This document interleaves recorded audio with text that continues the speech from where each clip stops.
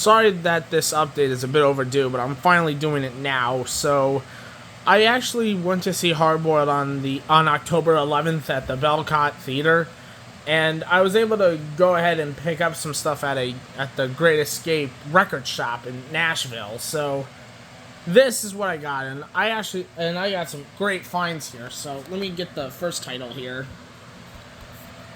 I got a few Laserdiscs. So, most of these films I've never had until I got them today. Actually, I think I'm 100% certain that none of these films I've owned until now. So, here you are. This is the original theatrical cut. I've heard the director's cut also got a later Laserdisc pressing and then was put out on Blu-ray and DVD. This one is only analog only, but that's alright. This is the oldest disc I have now, so...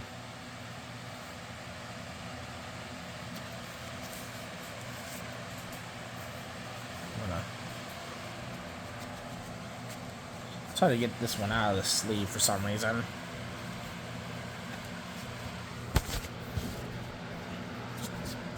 Okay. Alright. Just like my release of Ricochet, this one actually has the 1991 sleeve with the title stated on here.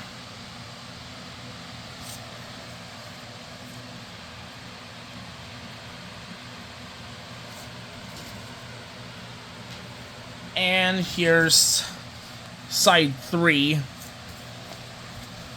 And there's the dead side. Which, obviously, I think this has the Laserdisc turtle on it, so... Let me get this back... Wait, hold on. Okay, I was making sure it was not ripped. Wait.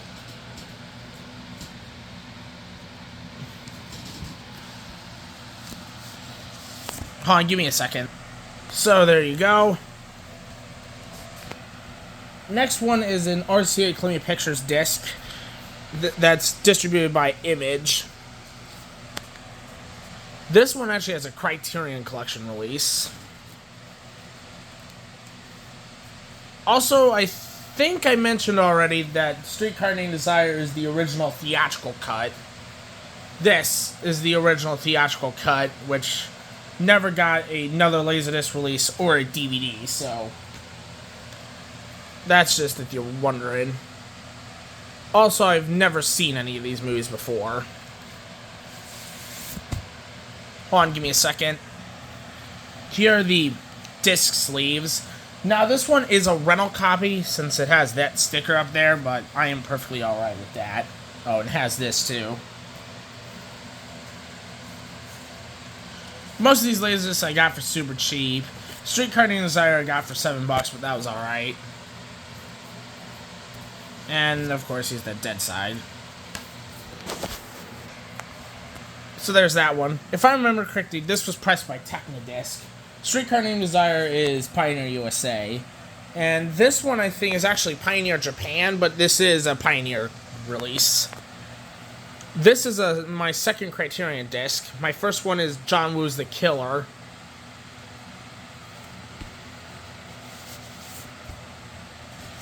Now, this one actually has some marks on it, I think. Let me check. So, hopefully the camera clears up, but yeah, around there. Still, I got this disc for super cheap, so I don't mind. So, I don't mind that it's a bit nicked, but that's alright. Should still play fine, and hopefully it cleans up nice. So there's that. I do know this got originally released with a double feature set, but this later release actually has digital sound.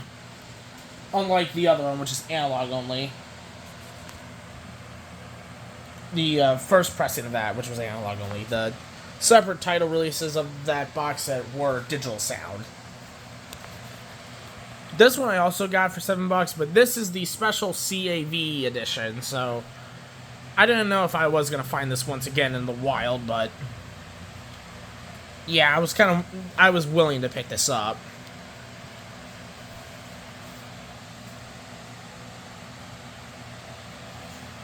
This one I think is also done by Pioneer USA. And here's the long list of liner notes. So you want to read all that, you can pause.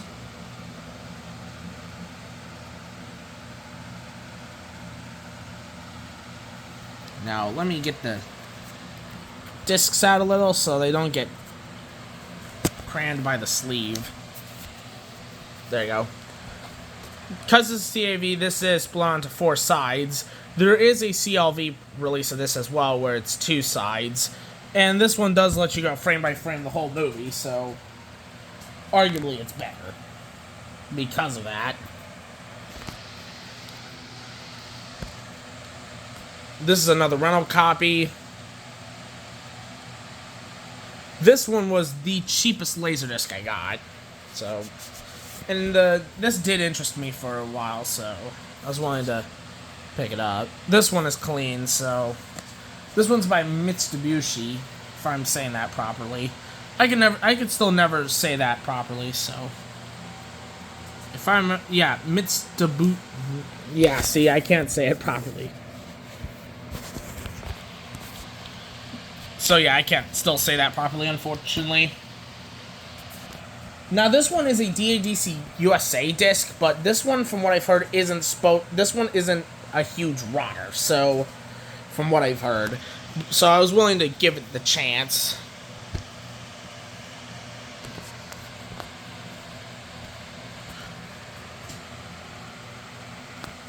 So, you can see here. This is my first Columbia disc, and I think it's pretty obvious why I don't collect a lot of Columbia discs, because most of them are produced at DADC USA. Even a few image discs were pressed by them, unfortunately. Though from what I've heard, their pressings with image weren't super bad. Plus, there's a few Mitsubishi pressings of the Terminator, which the Terminator has both DADC and Mitsubishi pressings. Well, the first letterbox release, not the THX1. The THX1 was completely done by Mitsubishi, if I'm remembering correctly. And here's my final one. Obviously, this is a Pioneer pressing, since this is a Pioneer Special Edition, but this one I've heard of before, but I've never seen it. And this one does actually have a few extras here. So, my first real non-movie only release I've shown for this video. Actually, no, Singing in the Rain actually has a few extras, but they're pretty brief. Same thing goes with this one. They're pretty brief, but since they're all at the end of side 3, but yeah. Let me just, once again, I like to take the discs out a little so I don't just shut them in the sleeve. And you get stuck down the middle spine. So, back again, why not? I've never seen this movie, so the runtime of this confuses me, as some versions are listed at 2 hours and 5 minutes, and this one's labeled as 2 hours and 7 minutes, so I don't know if they cut something or anything, or is that just a mislabel. Anyways, that is all the Laserdiscs. Let me just go set them to the side for a moment. And now we got the 2 DVDs and the Blu-rays. This first one is actually pretty rare. I found myself another James Bond THX Snapper Case DVD, so... Plus for me. Oh. Yeah.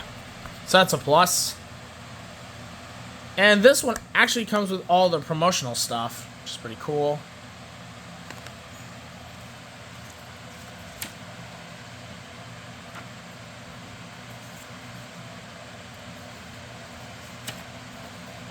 And this one comes with a catalog, which my copy of Goldfinger did not have either one of these.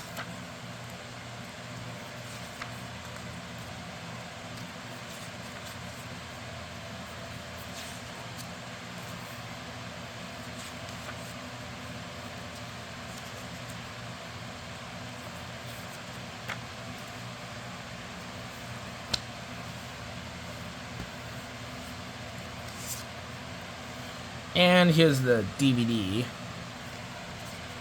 It's actually in great shape.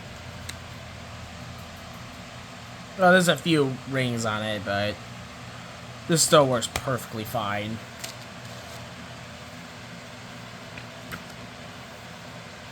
Wait.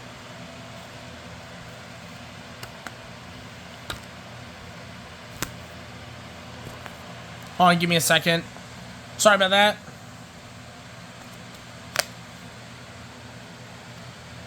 Now this one I got sealed. Yes, this does include the infamous 2002 version, and this is a bit beat up, but it was sealed like that, so I'm fine with that.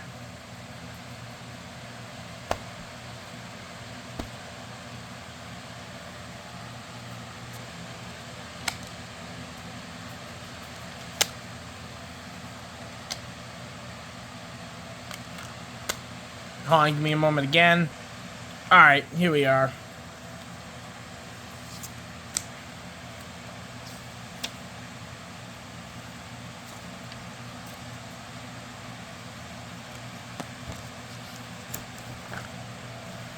This does contain both versions, and like I said, I think I said this already, but yeah, this includes the infamous special edition.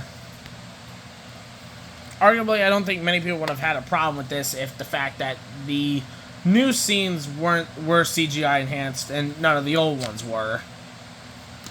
But to be fair, most of them are a bit unnecessary and more just kind of filler for the new scenes.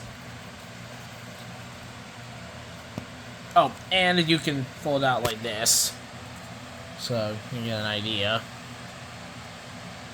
which is pretty cool. And here's the Blu-ray. I have the 2001 DVD, which I'm going to still keep, but this I finally found and I couldn't resist not picking it up. Also, if I'm remembering correct, I have the 2006 movie edition of Dr. No, which I'm going to get rid of. And I have the UHD, and I have the 1988 VHS, and the 40th anniversary UHD of E.T. as well. So, here's the DVDs and Blu-rays. And there you go. And here are all the Laserdiscs. So, that's that.